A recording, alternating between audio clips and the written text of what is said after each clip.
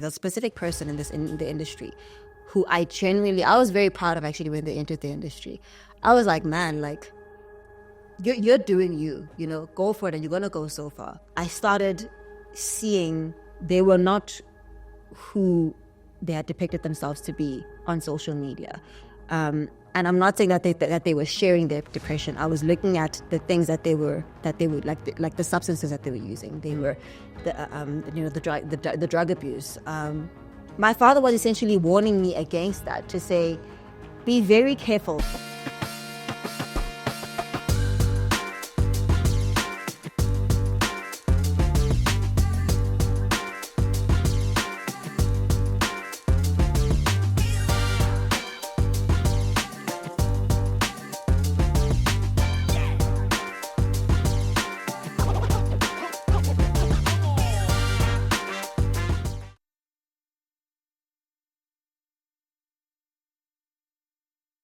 Hey guys, another incredible episode coming up.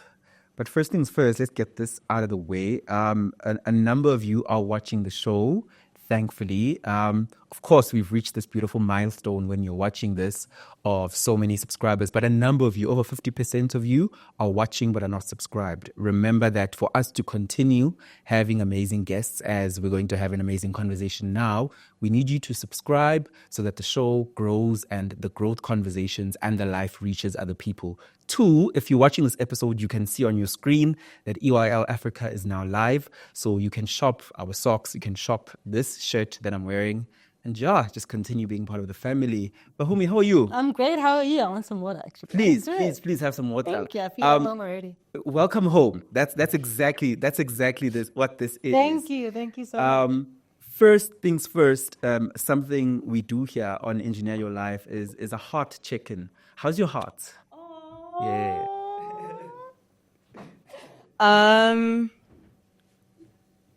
I'm good. Mm-hmm. And I think I took a while to answer that, because asking how's your heart is a lot that it hits different to Sure. to how are you. Yeah.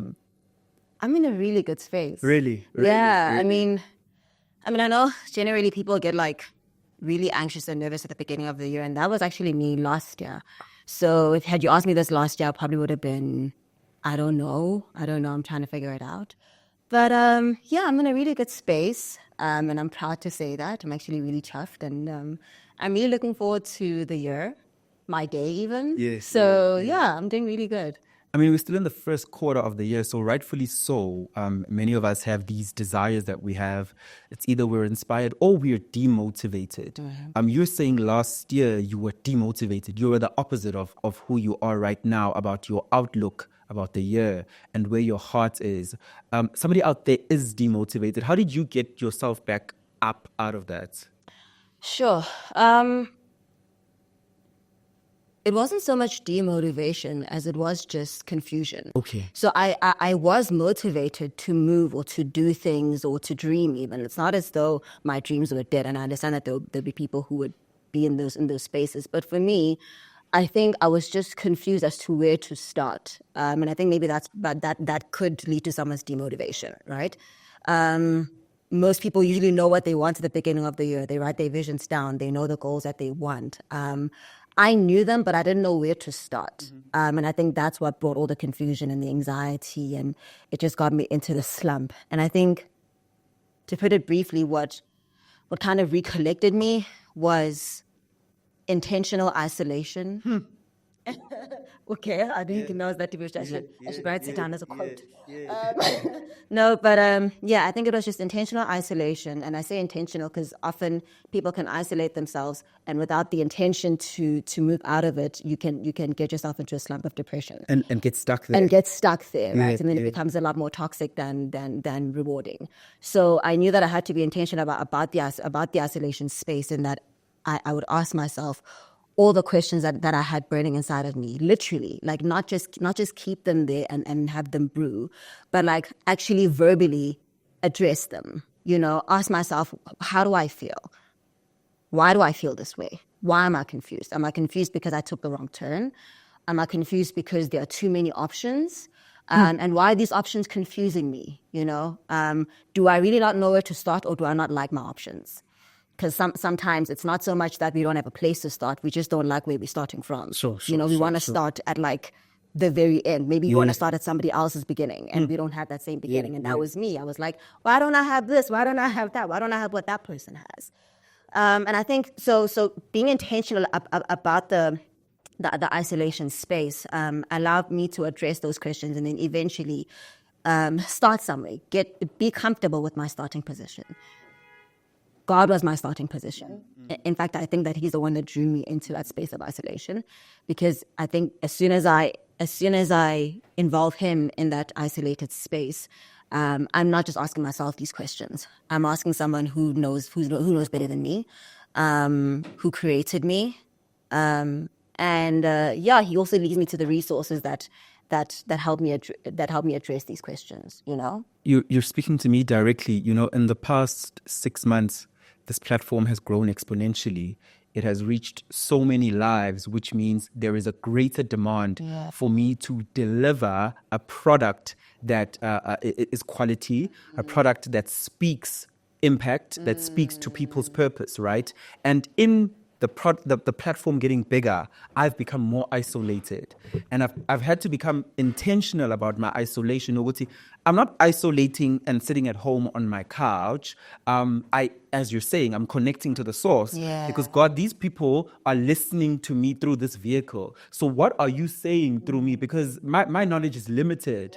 Would you say connecting to God in isolation season is key? Otherwise, you're wasting your time. Oh, 1 trillion%. 1 trillion%. Look, I've seen people who either may not, if not believe in God, they probably do, but they don't necessarily, they're not intentional about connecting with him. Sure. And don't get me wrong, I have seen rewards in their, let's say, intentional spaces. I think that intentionality is not like something that's isolated to religion, so to speak, for lack of a better word. But I think it's who and what you're intentional with that kind of narrates the results that you're going to get. So if I'm intentional with the person who created me, the rewards that I'm going to get, and I say this with sheer confidence, the rewards that I'm going to get are far greater than the person who was intentional with someone beneath God, so to speak. Not to say that those things don't have wisdom within themselves, not to say that those things aren't beneficial, right? But it's almost like you are going through 5 million different channels to get to an answer that God can give you directly. And I think that's the benefit of going to God directly. He knows all, and he knows better, and he's like, he gives you the straightforward answer, or like rather the thing that you should be focusing on in that moment, as opposed to you trying to just weighing out your options, and then you're wasting time weighing out your options instead of just going to the creator himself. And I think it speaks volumes, even because I resonate with that, with the platform that you're on right now, that you're speaking to people, you're speaking into people's lives. And I think the reason why it has grown so exponentially is because you are intentional about going to the source who knows the people that you're speaking to. It's more than just looking at trends and seeing what's being spoken about. He knows what they're going to need 10 years from now. And he knows the people that are going to need to search back at your channel 10 years from now. He knows their deep-seated questions and not just what's at the surface of their minds or their carnal desires. And I think that's the perk about going to God. He knows all. He literally knows everything. He knows what you need. He knows what they need. So as soon as you go to him, he doesn't only have your interests at heart, but the interests of those you affect as well. So, for the purpose of the consumer of this content who doesn't know who you are, so both your parents are famous, right? That part. In their respective right. I think your mother is known for being an actress largely, and your dad is an all-round entertainer. What does my dad do? An all-round entertainer. That's so easily strong, yes. By the way. An all-round entertainer. 2 questions out of that. Firstly, when in your life, how young were you when you realized I am born by famous people, and what does it do to you? Sheesh. Every time I'm asked the when in my life, it it's very difficult to answer. Should I? Oh, okay, sorry. So I have my director brain answer, then I want to go, okay, let me stop.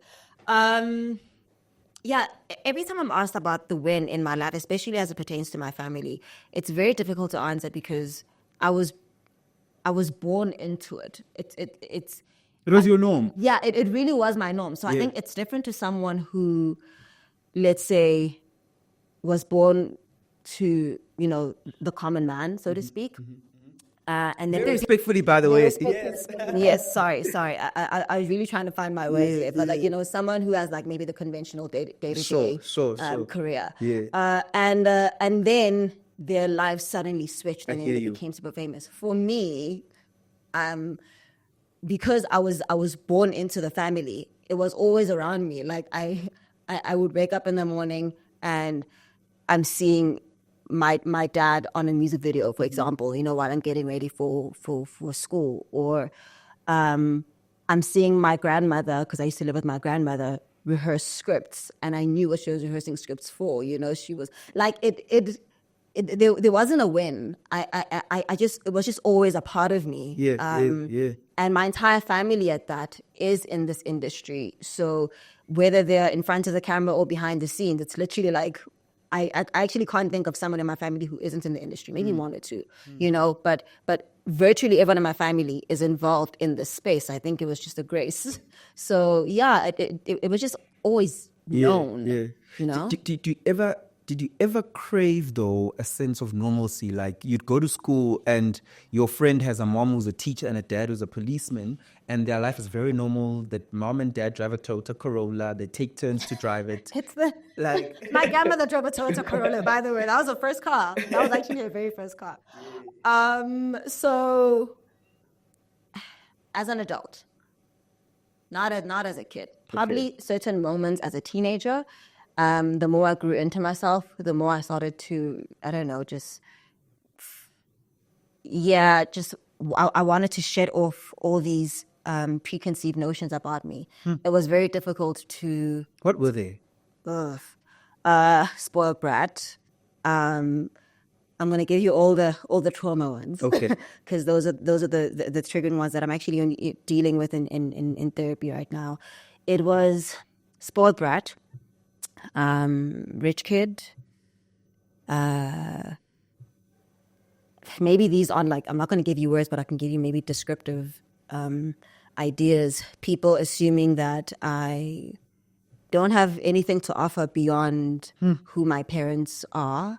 There is no way that I could work for what I've worked for because it's all come just so easily. And I think that that's still something that people have. There's this term that actually irks me. I'm not saying that there's an innate issue with it, but just because it wasn't my direct experience, it just irks me. Nipo baby, was it a nipple baby? I knew you were gonna say that.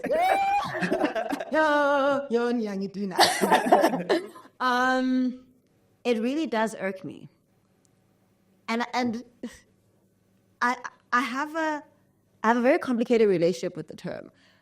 I don't hate it. I generally, just from a personal perspective, I actually don't think that there is an issue with, let's say, families or people helping out people they know they're affiliated with who need those opportunities or those resources. I think why would you need to go search outside when you know that there's someone inside who you could assist and who's competent? Who's competent? Thank you. You know what I mean? I think that competency is key. So if the person is competent, their relationship with you shouldn't necessarily be a factor that prohibits you from helping them. So I think that people shouldn't feel entitled to people's favor. Call it that. And I know that's a tough pill to swallow, but you shouldn't be. You don't know why they favor the other person, so it's totally fine, right? Sure. I just hate it when it's misplaced, because for me, I think that there are many respects in my life where people misplace that term. So they think that I've been in acting, for example, because of nepotism. I don't know, all the social media campaigns that I've been on were due to nepotism. And it's so funny because there were moments in my life where I wish that was true. I actually wish I could have gone to my mom or my dad and be like, hey, pops, hey, mom, could you please assist me with this? And they did, or they could. that wasn't necessarily my experience. And I think my parents have had their reasons as to why they would withhold certain things. Even I have my reasons for not always going to my parents for certain things. There were many moments in my life where I probably could have gone to my parents, but I didn't because I was afraid of that label. Which Yet that moments? label would still come. When I didn't have an acting job and I wanted an acting job. Okay. And it wasn't so much that I wanted, hey mom, could you please tell that person, or hey dad, tell that person to give me a job. It was, could I have an opportunity to be in that room so they could see that I'm good at it? Okay. And see whether I'm competent. But I've never even gotten those opportunities to be in those people's rooms. In fact, the rooms that I got into were through everybody else when I lined up in an audition room, in an audition line with everybody else, and I either got or I didn't get the role. I can count the many roles I never got. No, I can't. I can't count the roles I got. Because there's so many. There's so many. Yeah. And it was really like, I think when you're at that moment where you're like, I just want a break. I just want a big break. And I know that I could get it through this avenue, but maybe I shouldn't, because maybe there's something that I should be learning here. Or, so that's what would prohibit me from going to my parents. I also even wanted to prove something to them.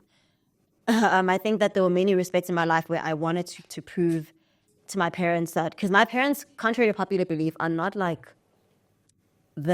just because they're in the entertainment industry, they are okay with me being in it. They have, because they experienced it the way that they've experienced it, they are actually a little more reluctant of me to be in it, because they know the struggles and Sure. and the waiting and the rejections, the denials, the Abuse.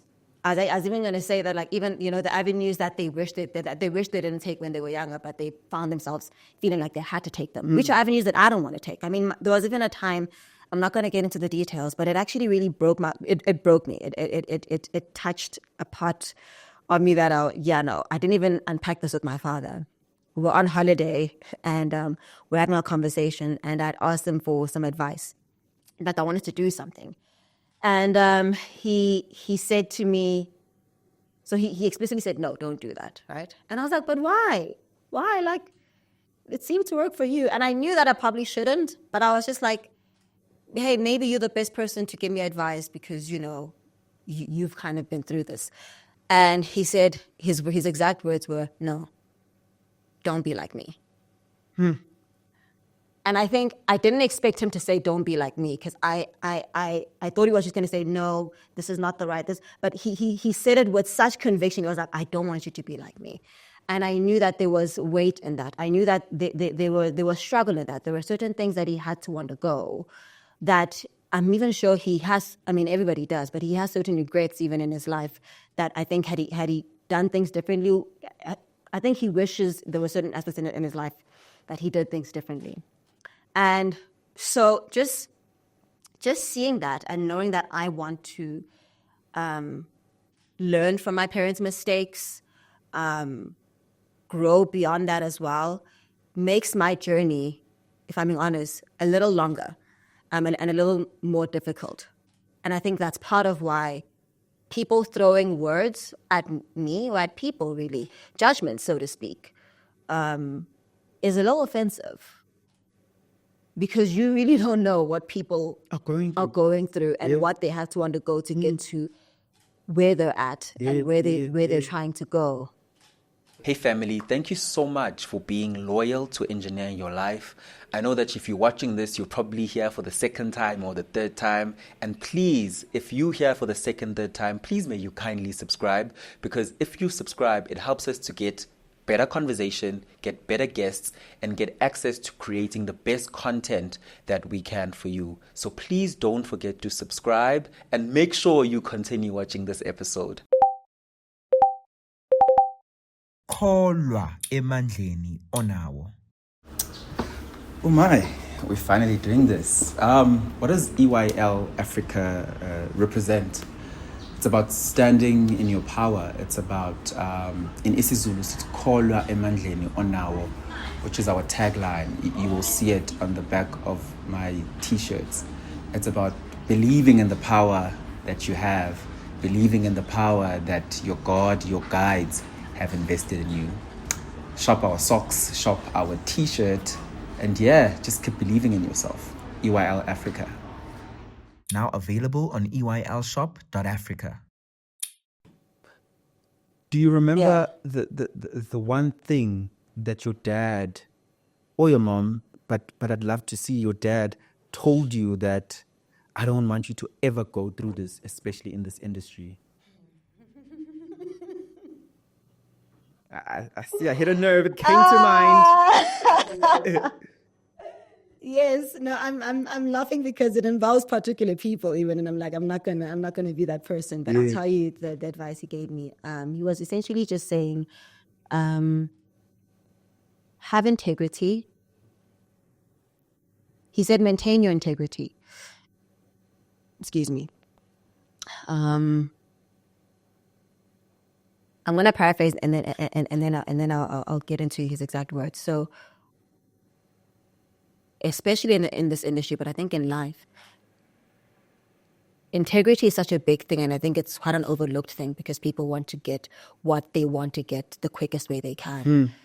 And I think it's just from a place of desperation. It's not to say that they're ill-intended or they have ill intentions.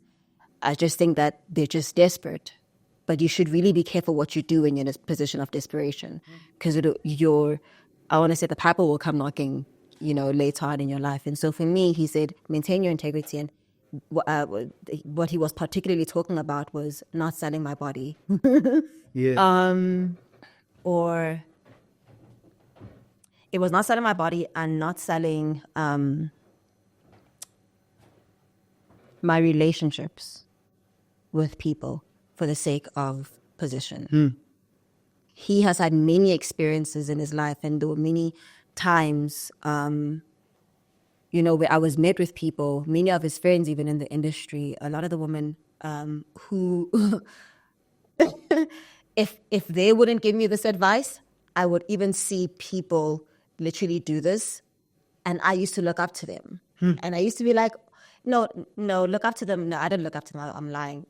But I would desire what they have. Draw inspiration. It wasn't. No, I wasn't inspired. I just wanted their success. I was mad that Which they is were. fair. Which is fair. Yeah, I was like, yeah. how come? Like, why am I not there? Like, why am I not? You know what I mean?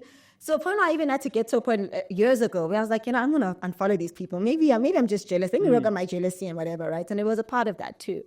But as the closer I got to these relationships, the closer I was like, I actually don't want it at all. I don't want a part of this. If this is what it takes to get there, to maintain this. I don't want to say the industry is toxic, but I don't even want to say it's scary because I don't want to blame the industry.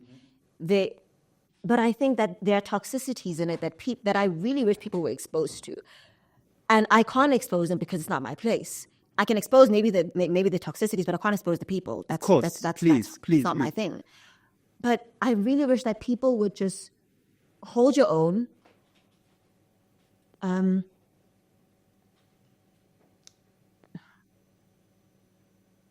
want to say stay in your lane in a way that doesn't limit you, but just write your own path. If you see that there is something that is devaluing what you value, don't take that route. I'm begging you, don't take that route. Like there are people in this industry who are flat out lying to people. I'm really trying to be kind, but I'm struggling. You guys will forgive me. Like, we actually as a people have lied to people. As you say, I think you just, when we offline, in our offline conversation, you were saying we want to see who you are beyond the social media, beyond, the TV and what people think and see. And it's just so sad that people are only exposed to what they see. And then they're not, maybe lie is too harsh, but they're being deceived as to how they get to, that place. So my father was essentially warning me against that, to say, be very careful, Bahumi, like there are things that you want, and I know that you want them, and I'm really proud of how steady your pace is. I'm really proud of the fact that you're not out here trying to maybe just,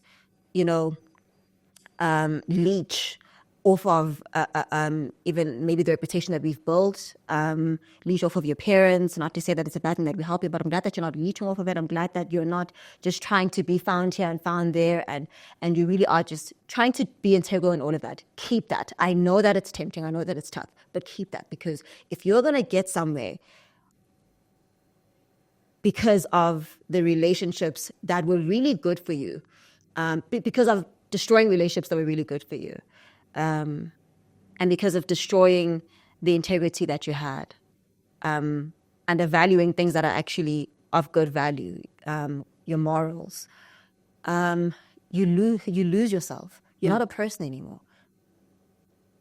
I remember looking at somebody who's in this industry. I can't believe I'm talking about this. What did you put in this world?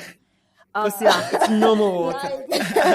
But there was someone the person, there was a specific person, the specific person in the industry who I was very proud of actually when they entered the industry.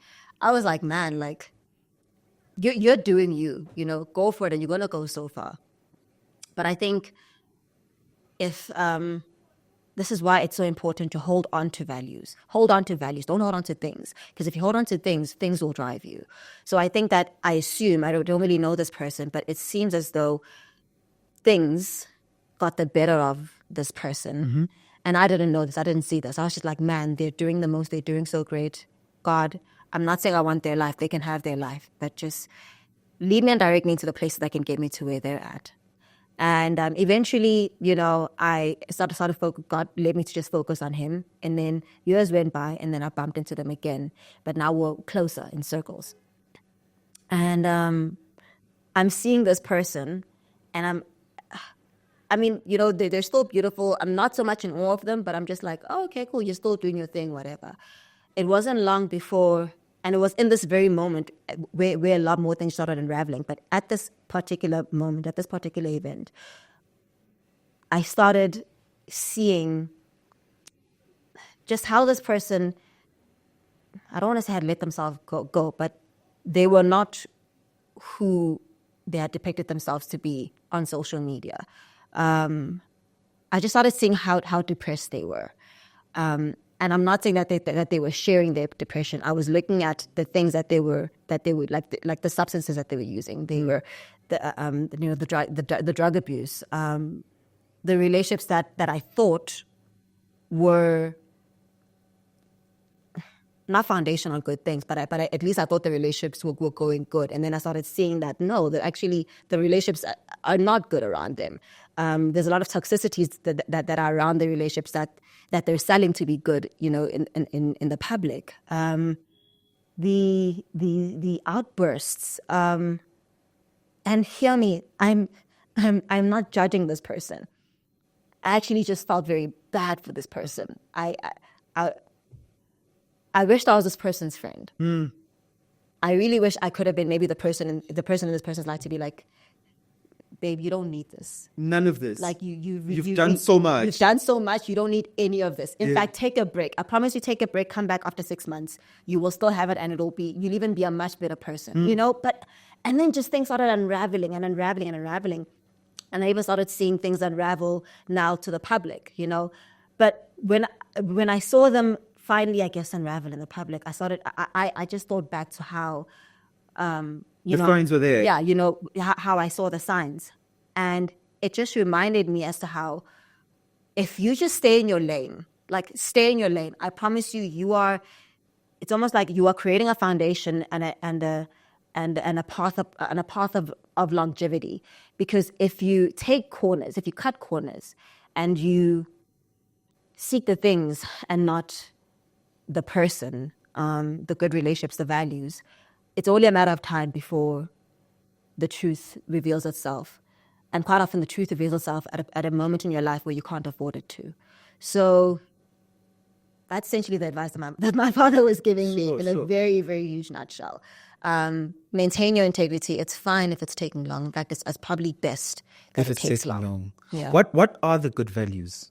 Because you speak so highly of maintaining good values and integrity, and the relationships that feed you. Firstly, what are these values that as a person who wants longevity, that as a person who wants to be healthy, that as a person who wants success that is not ill-gotten, what values should I have and what relationships should I cultivate?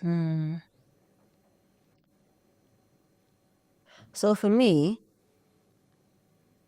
I could give you a million different values, right? And I think that's why I led with earlier that even the people who do the bad things have good intentions. So if I were to give you the good values, someone could easily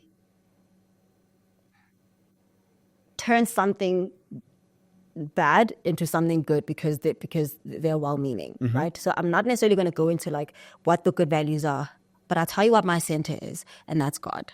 And I say that I hate even how slapped on that sounds, because quite often people just slap that on, right? But the reason why I say that God is my center is because I don't always have good values. In fact, I don't always run to my good values because I'm not a perfect person. Like I say, I could be well-meaning in something and then think I think that this is good, but it's actually very toxic and it's leading me down a toxic path. So I would say that if your center is going back to your maker at every corner, at every pivot, at every beginning, at every new beginning, you should be in the right path.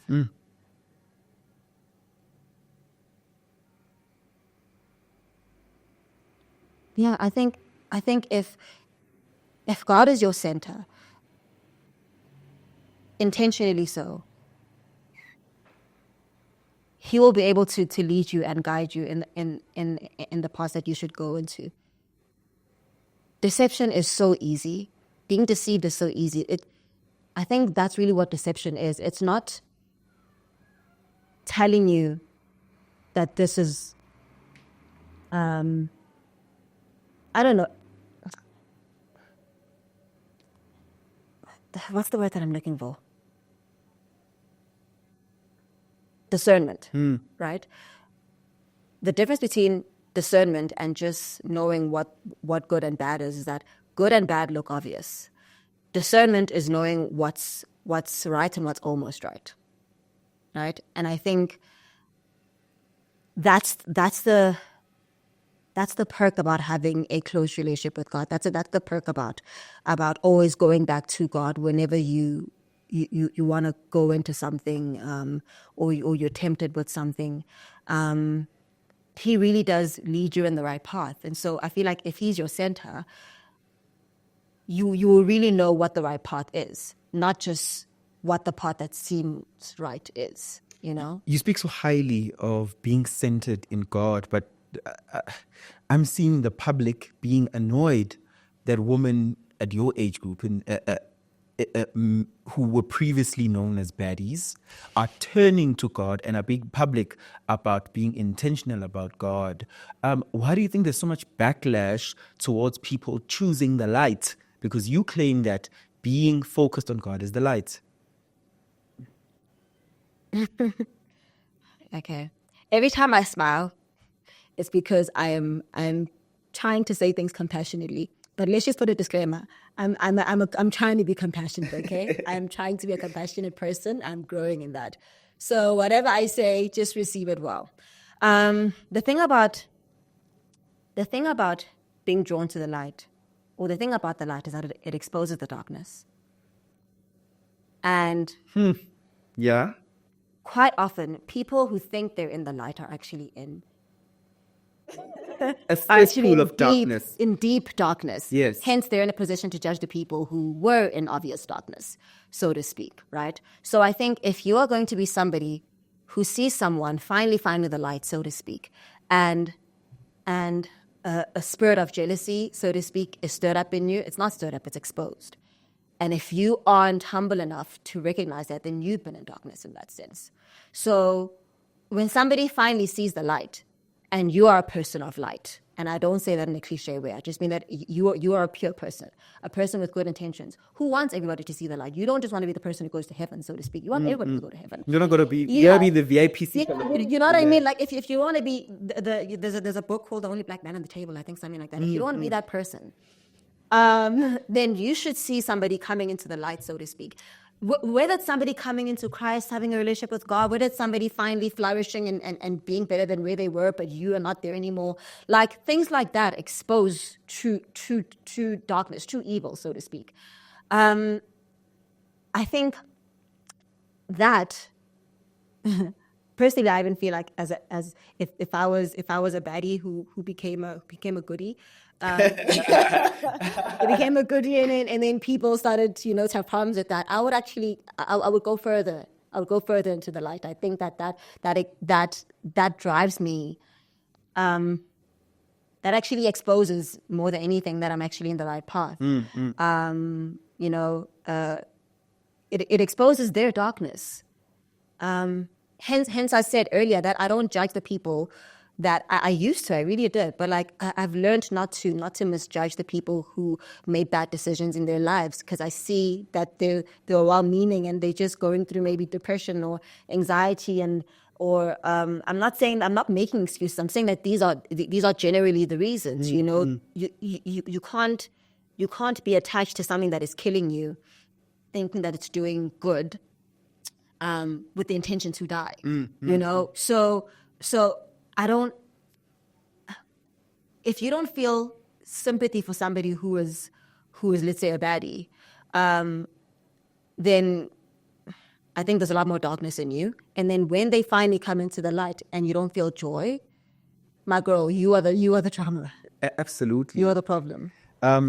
Something beautiful that happened in your life, and sitting across you now, it absolutely makes sense, because I see the resemblance. A casting director says Bahumi is going to play Lebo Matosa, and Twitter goes into a stir. Nepo baby, what? Who is she? Where has she acted before? Firstly, where were you when you got the call? And secondly, where were you and how did you feel when you realized how Twitter is reacting to you getting the role? I think that was the first time where God prepared me for the storm, for the waves. Before that, I think I was on my father's reality show. Yes. I think. Yes. I think it was the first season. And I had gotten, I won't even say way more backlash than I did for the Lip Matosa thing. I said things that I know even today that I shouldn't have said. Excuse me. I'm not going to blame it on young and dumb, but just dumb. I would just say a bunch of dumb, stupid things that were really ignorant. And I think there were even times where I knew that they were ignorant statements. I just knew that they would I hope that people would find me as quirky and funny, and they didn't find them funny at all, and I learned from that. There were also in many respects where I said things that were misconstrued, and I also said things that were prompted by directors and writers and stuff like that, and it changed my entire idea of reality television. So I got my backlash there, and I remember just hating it. In fact, I hated the whole experience. There were things that people were right about and things that people were just absolutely wrong about. I grew, and then when the Lema Tosa thing came, in fact, I started feeling nervous from the audition Period. Yeah. Because it was public auditions. I remember a friend that I hadn't even spoken to in a while sent me a picture saying that they were hosting the auditions, and I was really shook. I was like, oh, wow, And for the first time this was the first time I was tempted to actually say, hey, I don't want to do this with everyone because I know people are already... Can I go into a private room? Please go into a private room or whatever, right? Who did I ask? I don't remember who I asked, but they never got back to me. Oh no, I asked my agent. at the time because I didn't even get the audition from them, and they said they didn't even know about it. I guess maybe that's not the public audition, so they never went to agencies. They just went to the public, and so I was like, oh crap, okay, then I guess I'm alone. The next morning, I was still hesitant, but I was like, fine, we're just gonna go do it. I went, and people were already talking in the audition lines. And it was very nerve-wracking. In fact, there was a period in the audition where you had to go 2 by 2. And I remember the closer we got to the door, people started stopping behind me. And I'm like, okay. And then I turned around and asked somebody else, excuse me, Then these 2 girls, one of them actually went to after I bumped into her the next year. She's like, girl, there was no way that we're going to go with you. The last girl who went in with me, she ended up being like, fine, you know. And then they went in, and then she literally said, when we got into the door, she's like, we already know they're going to choose you. And I was like, okay.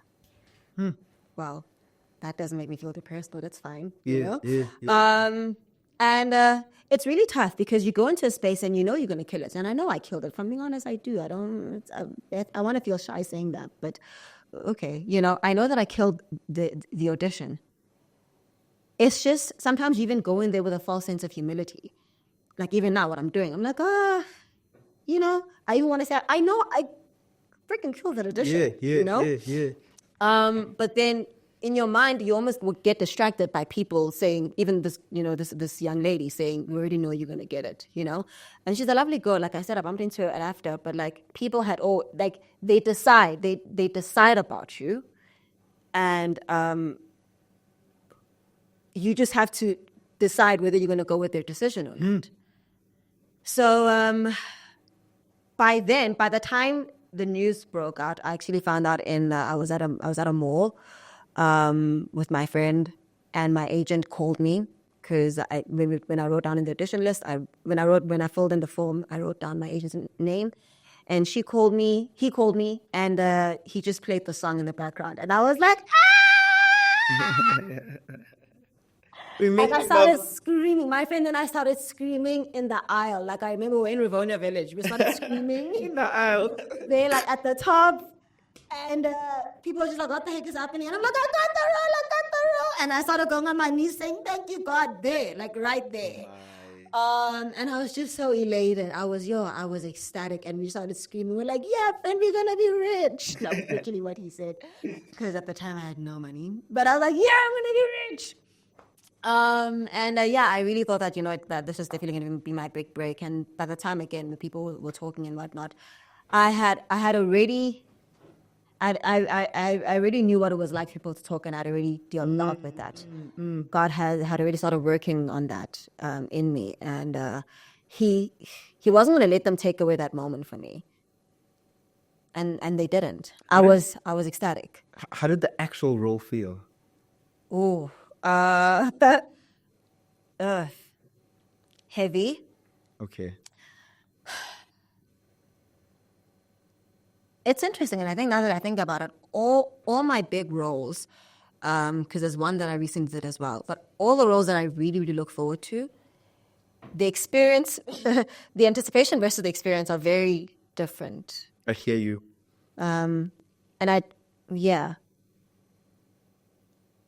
Hence, I say people really should be careful, you know, with what they want. I wanted the role, and I'm still very happy that I got it. The experience was one heck of a roller coaster. I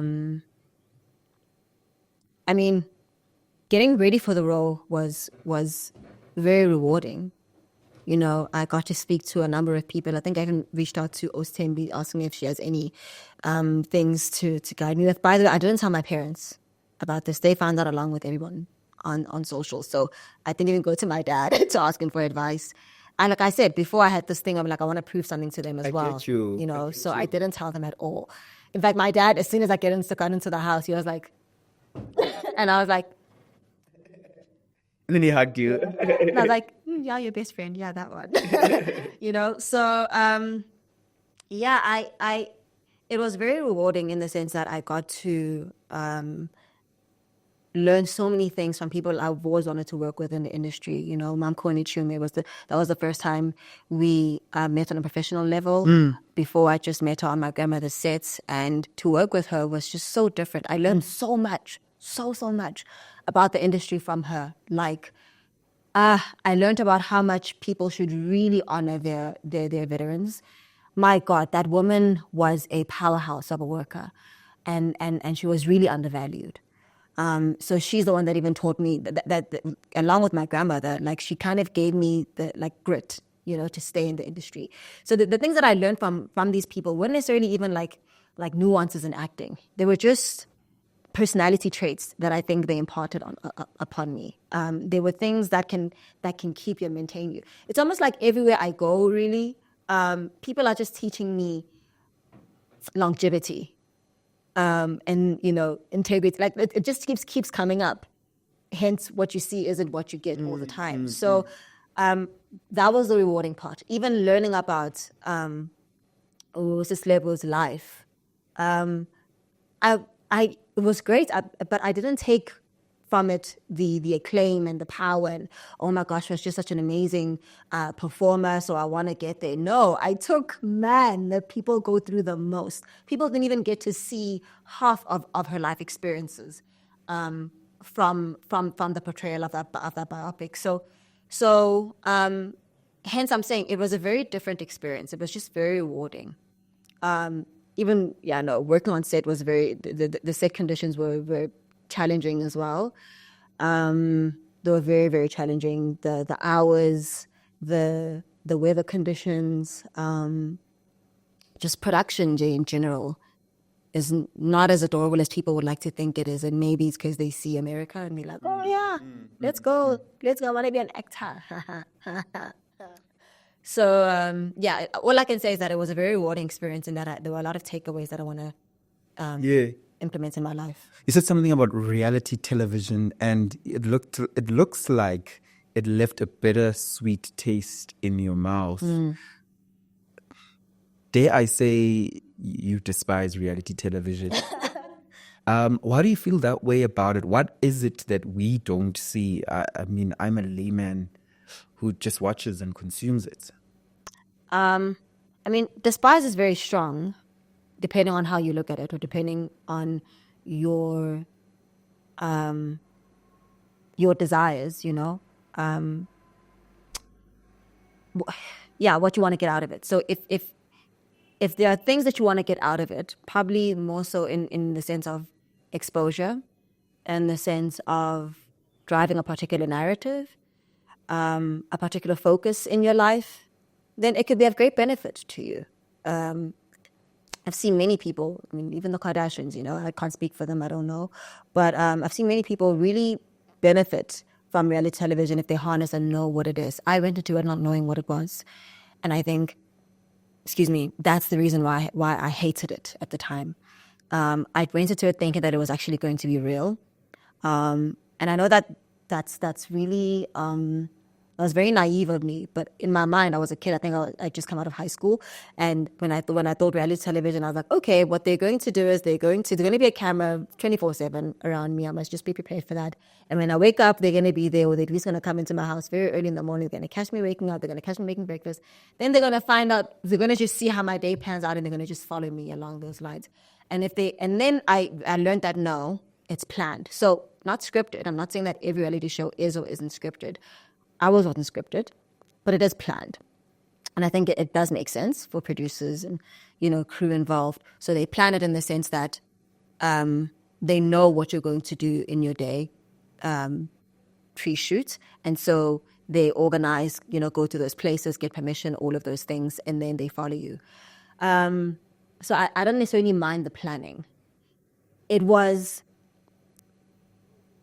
the narratives that they then had to drive along with the planning, if I can call it that. I didn't know that there was a particular narrative that they drive. I just thought you tell them how your day is going to be, they follow you, and whatever takes place, takes place. It's not necessarily the case. It's more so, if there's a particular story that they see is a benefit to viewers, is just going to drive views, they're going to go with it. Again, I'm not saying that that's a bad thing. People want what they want. People want to see what they want to see. As somebody being in it, though, and as a kid at the time, I had no idea that there was a narrative being driven. I was just going into it blindly. And I wish I had known. And then there were many moments where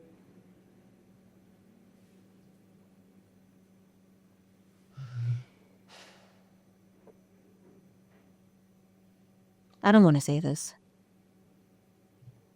but, it is what it is. I certainly wasn't cool with it, and it's not to say that I don't mind the people themselves, but there were many moments where I would find myself in, let's say, a scene that we're shooting, and this is how I talk, right? I mean, yes, we do have clown conversations with my friends, but like my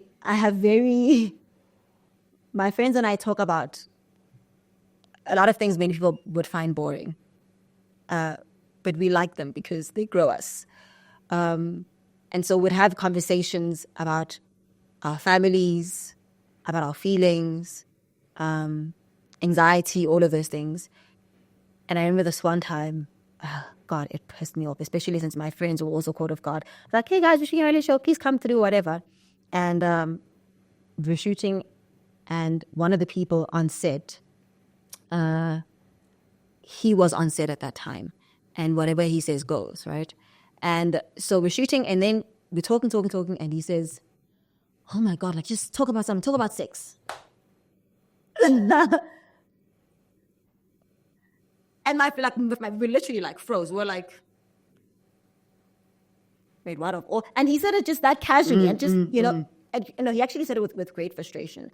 I think he was frustrated at the fact that like there's nothing from this conversation, right? And I get it, fine, but I get you have a job to do, but don't corner me like that, And I was very young at the time. I didn't even know if I had a voice. I didn't even have a voice.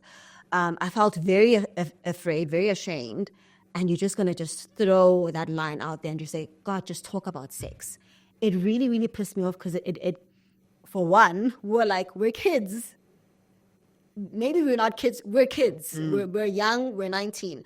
I'm not going to talk about sex on camera with my parents watching, with prospective employers watching. I'm not going to ruin my reputation and just talk about whatever you want me to talk about just because you want views.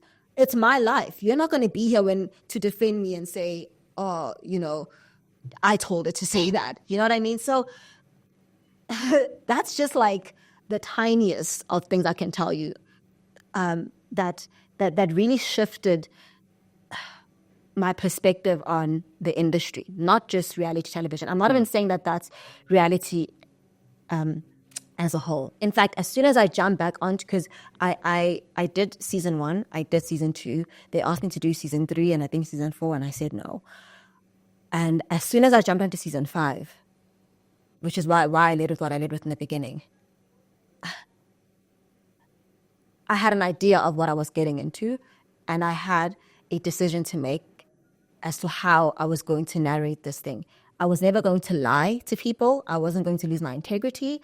But I knew that I was going to drive the narrative this time. I don't care if it's my father's, mother's, sisters. I don't care whose show it is, so to speak. But if I am on it, and if I'm going to be on this show, if I'm going to do anything really, I'm going to maintain my integrity and drive the narrative that I want to drive, which to me, thank God, is true. So yeah, I have a very bittersweet relationship with it. It's I want to say it's not real. To say that could be a stretch. There are real moments in it. However, because it's a narrative that is being driven, and because people are seeing 30-minute glimpses to an hour glimpses of people's lives, they dare not think that is the foundation of someone's life. It cannot be. So please stop fooling yourselves and then stop drawing absolutes about people from a 1-hour episode a week. That is not who the person is. And don't just take little snippets and maybe one-liners that were probably taken out of context to drive a narrative and say that is who someone is. That's not reality. It's just it's a moment in someone's life that could or could not be real.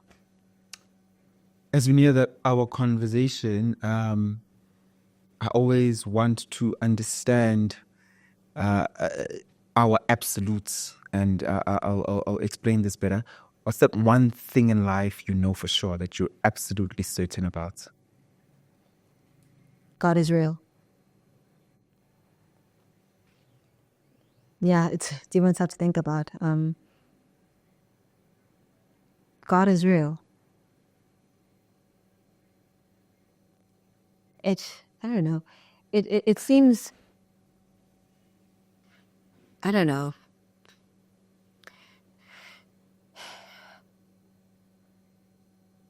There are powerful statements and powerful realities in life that are said in such simple statements, yet people don't know the gravity or the weight that they hold. And I think a statement like God is real should shake you. I think, if anything, it should draw you to further exploration. The reason why I say that, and the reason why I say that that's my true north, that's my true foundation, that's the one thing that I know is like, my truth, so to speak, is because something with that much gravity really just drives the rest of your life. So as soon as I say God is real, you best believe I live every part of my life like he is. Like, you best believe my friends are structured like God is real. My career is structured like God is real. What I say is structured like God is real. I'm careful about what I say because God is real. I'm careful about what I do because God is real. In fact, I am who I am because God is real. I love the way I love because God is real. I'm as intentional about compassion because God is real. And when I say God is real, I say that because I know the God who is real. I know the God I'm talking about when I say God is real. I don't mean some possible energy that's in existence out there. If that's where people are at, fine, explore, go deeper. But I say God is real because I know that he's linked to all those other traits I've just mentioned. Yeah. The compassion, the love, the attention to detail that I pay to things. He's real. So he literally just narrates my life. And that's why he's my reality. It just is what it is. You may not be born of fame or born into fame like Bahumi, but there is a lesson to be learned in understanding that not having the latest car, not having the BBL, feeling like your journey is slower, whether you're an actress like her or you're an accountant and you've been failing your board exams, or you're a lawyer and your articles are not going through well. But there is fruit in the waiting season, being intentional in the waiting season, having the patience, and being centered and rooted. So don't feel the pressure to be what others are doing because you don't understand what they did to get there and how dysfunctional they may be in how they are maintaining how they are there. Bahumi, thank you so much for this conversation. It was fulfilling. It was empowering. And I hope you continue in this trajectory because it's not every day where we are reminded to slow down. And more than anything, you are saying it's okay to slow down. What's the rush? Yeah. I think this is the last time I'm going to say, that's the perk and the blessing that I think God has given me in being born in the space that I've been born in. There are very few people who have the advantage to see from the perspective that I've seen things in. There are beauties in it, like there are true beauties in it, and there are amazing perks too.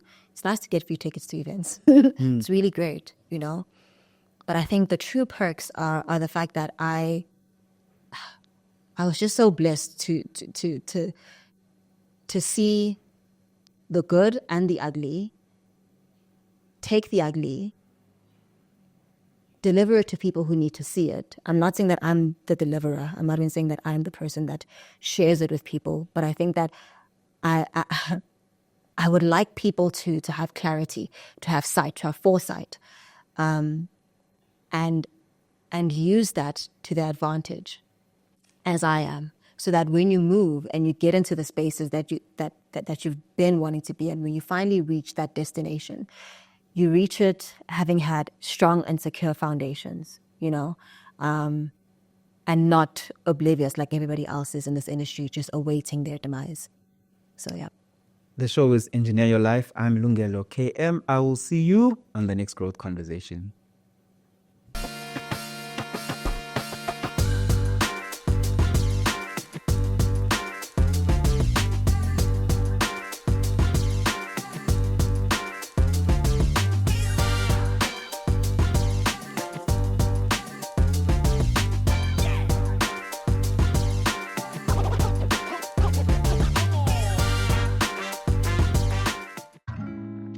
Introducing the epitome of luxury living. Kalu Luxury Villas and Suites, your private sanctuary of opulence and elegance.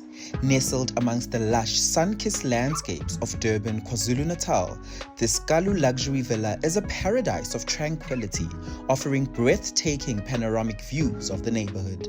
Step into a world of refined luxury where every detail has been meticulously crafted to create an atmosphere of sophistication and comfort. This villa is kept within a gated and secure property for your peace of mind.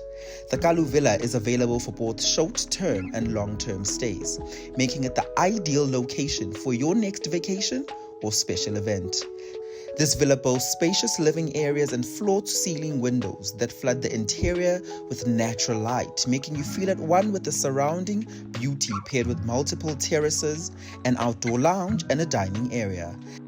Live the dream, make memories, and indulge in the life you deserve. Contact us today to book your stay or to learn more about this exquisite property. Your oasis of opulence awaits.